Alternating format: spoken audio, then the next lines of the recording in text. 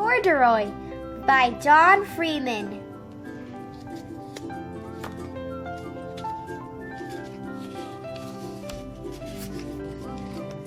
Corduroy is a bear who once lived in the toy department of a big store.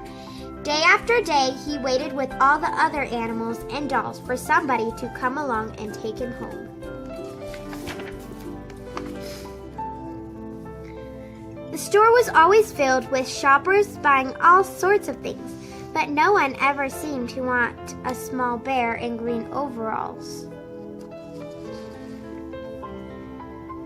Then one morning, a little girl stopped and looked straight into Corduroy's bright eyes. "Oh, Mommy," she said, "look, there's the very bear I've always wanted." "Not today, dear," her mother sighed. "I spent too much already. Besides, he doesn't look new. He's lost the button to one of his shoulder straps." Corduroy watched them sadly as they walked away. "I didn't know I'd lost a button," he said to himself. "Tonight I'll go and see if I can find it."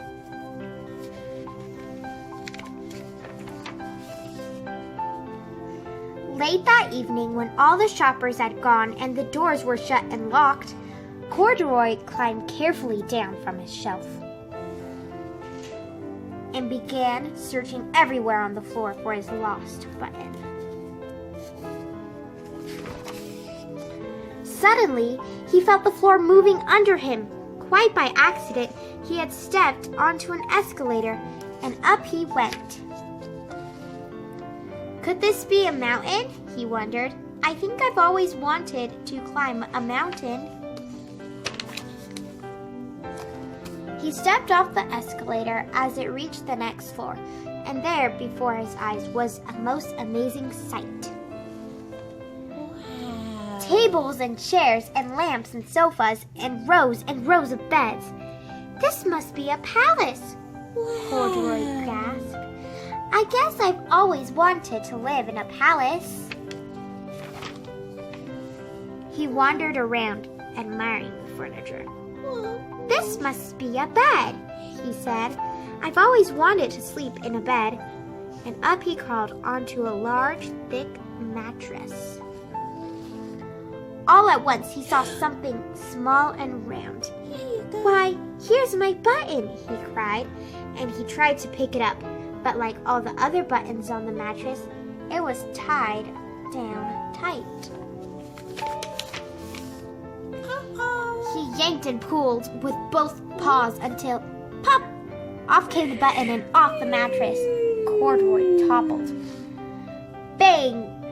Into a tall fork. Over it fell with a crash. Corduroy didn't know it, but there was someone else awake in the store. The night watchman was going his rounds on the floor above. When he heard the crash, he came dashing down the escalator. "Now who in the world did that?" he exclaimed. "Somebody must be hiding around here." He flashed his light under and over sofas and beds until he came to the biggest bed of all.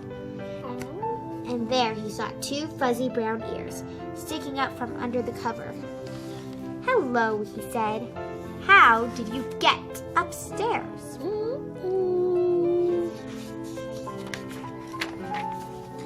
The watchman tucked Corduroy under his arm and carried him down the escalator and set him on the shelf in the toy department with the other animals and dolls.